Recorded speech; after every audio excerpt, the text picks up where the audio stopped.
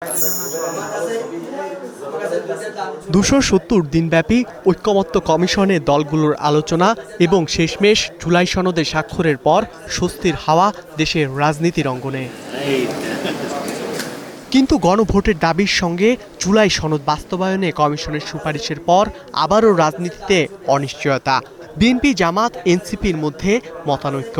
সবশেষ দলগুলোকেই এর সমাধান খোঁজার তাগিদ দিয়েছে অন্তর্বর্তী সরকার।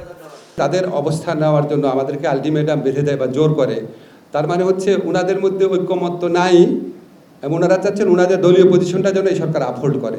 এটা দুর্ভাগ্যজনক। ওনাদেরকে তো যথেষ্ট আলোচনার সময় দেওয়া হয়েছে।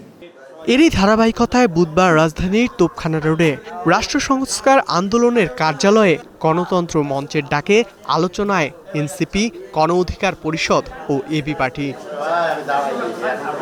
গণতন্ত্র মঞ্চ জানায়, আলোচনায় অনেক বিষয় কাছাকাছি এসেছে দলগুলো, তবে ৩ মাসের মধ্যে 2টি ভোট আয়োজন সম্ভব নয় বলে মনে করে গণ অধিকার পরিষদ। সংকট নিরসনে তাই বিএনপি, জামাতের সঙ্গেও বসবে 9 দল। আমরা নিজেদের মধ্যে কিছু বিষয়ে কাছাকাছি এসেছি এবং আমরা অপরাপর যে রাজনৈতিক দল আছে তাদের সাথে আমরা আবার কথা বলাটা অব্যাহত রাখব এবং আমরা আশা করছি যে আমরা সবাই মিলে একটা জায়গার মধ্যে কিছু পরিমাণে হয়তো কাছাকাছি আসতে পারবো। বাংলাদেশের বড় একটি দল বিএনপি এবং জামাত আরেকটি দল, আমরা লক্ষ্য করছি যে এই দলের মধ্যেই মূলত মতপার্থক্য বেশি এবং আমরা এর আগেও এই দুটি দলের সাথে আমরা বিভিন্নভাবে আলোচনা করেছি। আজকেও আমাদের যে বৈঠক হয়েছে, আমরা মনে করি শুধুমাত্র বিএনপি, জামাতই নয়, আরও যে অন্যান্য দলগুলো আছে, ইসলামিক দল, বামপন্থী দল, মধ্যপন্থী দল, সবার সাথে আমরা এই 9টি দল বসবো।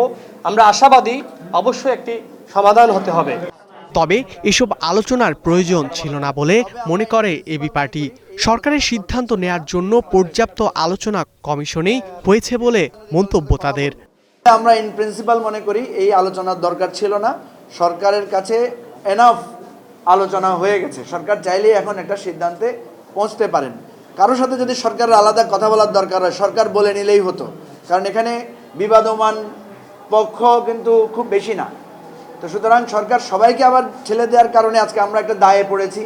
আমরা যদি এটা উদ্যোগ না নেই, মানুষ তখন বলবে যে রাজনৈতিক দলগুলো আপনারা তো কিছু করলেন না। এদিকে জুলাই সনদ স্বাক্ষর না করলেও ফ্যাসিবাদ বিরোধী সকল শক্তিকে নিয়ে সংকটের সমাধান চায় এনসিপি। তবে সাহসী ভূমিকা রাখতে সরকারের প্রতি আহ্বান আক্তারের।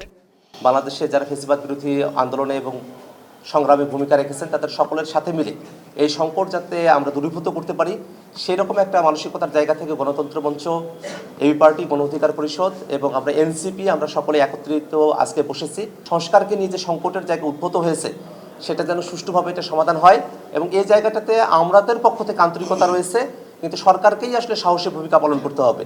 সরকার যদি সংস্কারের ব্যাপারে সাহসী ভূমিকা পালন করতে ব্যর্থ হয়, তাহলে এই সংস্কারকে সম্পন্ন করা সম্ভবপর হবে না। এদিকে আলোচনায় অংশ নেয়া 9 দল সহ আরও কিছু দলের মধ্যে নির্বাচনী জোট নিয়েও আলোচনা হচ্ছে বলে জানা গেছে। ধ্রুব ইকরামুল, স্টার নিউজ, ঢাকা।